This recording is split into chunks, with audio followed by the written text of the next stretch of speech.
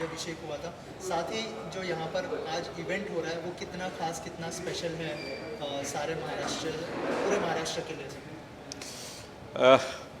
गजनीचा महमूद, मोहम्मद घोरी, मोगल, औरंगजेब हे सगळे भारतातून, कोण उझबेकिस्तान, कोण अफगाणिस्तान, कोण इराण, कोण मंगोल, हे सगळे बाहेरून आले. एक लाखभर लोक आले असतील, पण त्यांनी भारतावर राज्य केलं. कारण भारतामध्ये इथल्या फितुरांची मदत घेऊन त्यांनी राज्य केलं. जवळजवळ 500-600 वर्ष देश पूर्णपणे अंधकारमय होता आणि पहिला स्वातंत्र्य लढा या देशामध्ये छत्रपती शिवरायांनी सुरू केला आणि तो कोकण आणि 12 मावळमधून केला. त्यामुळे आम्हाला सगळ्यात जास्त अभिमान आहे. आणि मग देश स्वतंत्र झाला. मग अटकपासून कटकपर्यंत, तंजावरपासून काश्मीरपर्यंत आणि गुजरातपासून बंगालपर्यंत सगळीकडे मराठ्यांचं भगवं राज्य आलं. आणि मग काशी विश्वनाथपासून रामेश्वर, त्र्यंबकेश्वर सगळ्या काशी विश्वनाथापासून चालेल ना, कंटिन्यू केला. काशी विश्वनाथापासून रामेश्वर, त्र्यंबकेश्वर ही सगळी मंदिरं छत्रपती शिवरायांच्या शिलेदारांनी बांधली. अहिल्यादेवी होळकर मराठी एक राणी हिने शेकडो मंदिरं बांधली. जगन्नाथाचं मंदिर नागपूरकर भोसल्यांनी बांधलं, पेशव्यांनी मंदिरं बांधली, वेगवेगळ्या मराठा माजी शिंदेनी मंदिरं बांधली. त्यामुळे या देशाला खऱ्या अर्थाने स्वतंत्र करण्याचं काम हे महाराष्ट्राने केलं, हे मराठ्यांनी केलं. आणि त्यांची राजधानी कोकणात आहे, किल्ले रायगड. आणि म्हणून त्याच रायगडावर राज्याभिषेक दिन झाला होता. कोकणाला वेगळी दिशा देण्याचं काम याच राज्याभिषेक दिनाच्या निमित्ताने आम्ही संकल्प केला आहे. आम्ही सगळे प्रमुख कार्यकर्ते 2 दिवसापूर्वी रायगड किल्ल्यावर गेलो होतो. तिथे जगदीश्वराच्या मंदिरात आम्ही अभिषेक केला, महाराजांची पूजा केली. आम्ही मंदिरात अभिषेक केला आणि निसर्गाने वरून पाऊस दिला. निसर्गाने अभिषेक केला रायगडावर. 1 तास पूजा चालू होती, फक्त 1 तास पाऊस पडला, दिवसभर पाऊस पडला नाही. एक खूप शुभ संकेत या सगळ्याचा आहे. मित्रांनो, आज आम्ही 2 गोष्टी लॉन्च करतो आहे.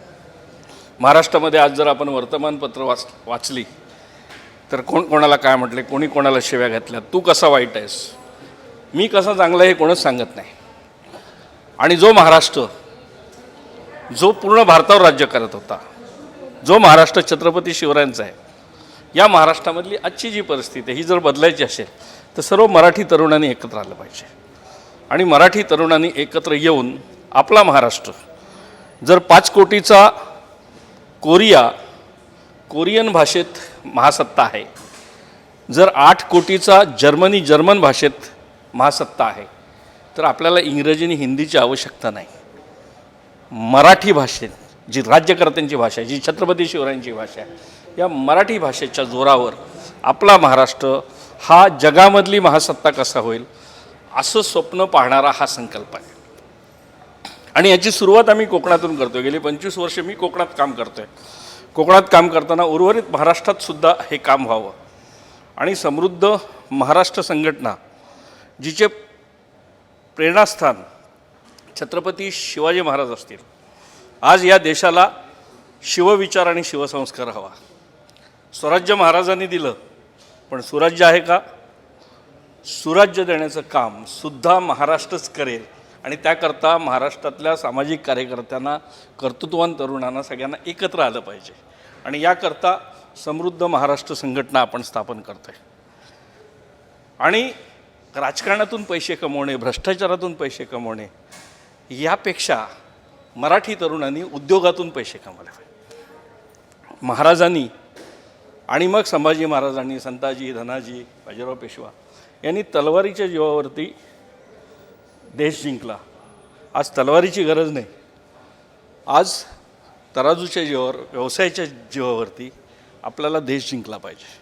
आणि म्हणून मराठी तरुणांना एक उद्योजकता चळवळ आणि त्यांना जो सरकारी यंत्रणांकडून त्रास होतो आहे, पॉलिसीज नाहीत, परमिशन मिळत नाहीत, या सगळ्यावरती एका बाजूला रचनात्मक काम आणि दुसऱ्या बाजूला संघर्ष, हे आम्ही करण्याचं ठरवलं आहे.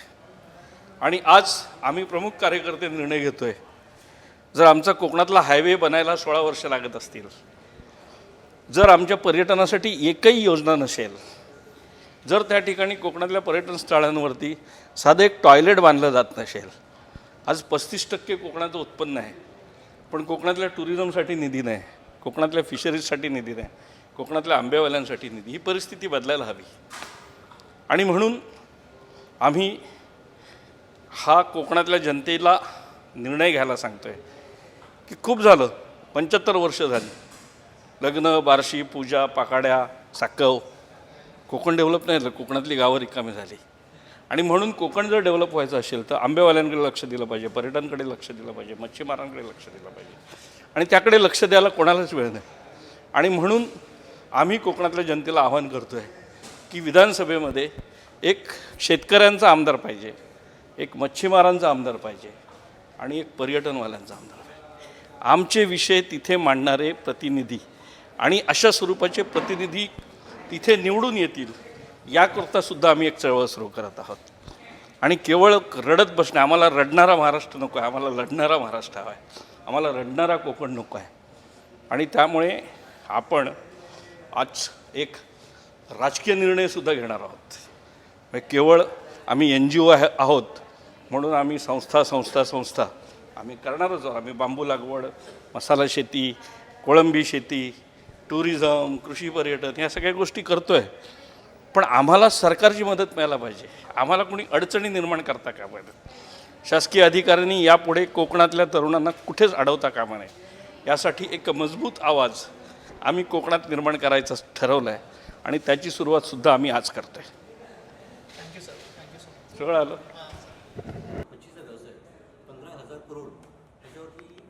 आयात निर्यातीवरती आपलं फार महत्त्व आहे.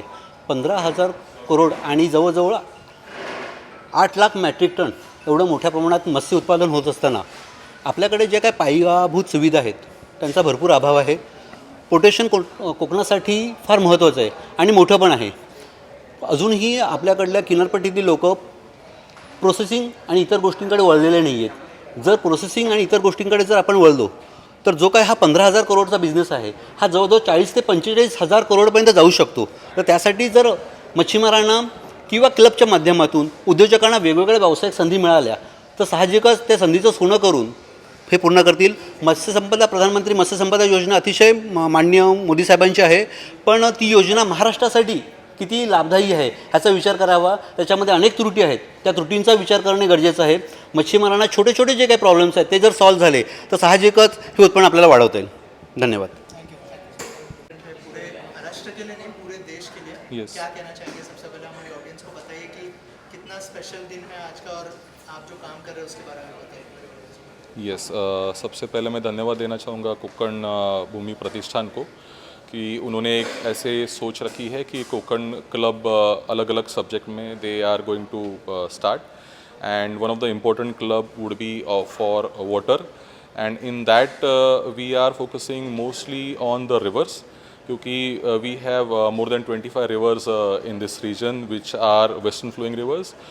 There is a lot of water which flushes down through these rivers, and there are no water management projects done on this. So we are going to focus on that, and some of the examples which we have already created in the Palakkad district that we have shown to our fellow people from the Konkan, that how the water conservation can be done and how the water can be used through solar and can be provided to the farmer, so that the irrigation facilities can be increased, and productivity accordingly can be increased through this. So similar experiments or similar projects can be extended to Ratnagiri district or Sindhudurga or Raigad districts, and our farmers will benefit from that.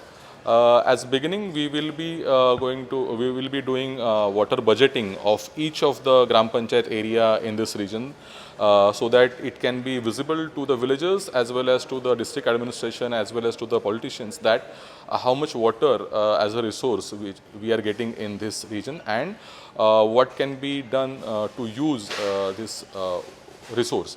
and how the economy can be increased in these areas. And simultaneously we are also going to focus on how the structures can be there, what designs, Konkan specific designs can be developed for this. So that kind of a water advocacy also we will be going to do in this. Yeah, thank you.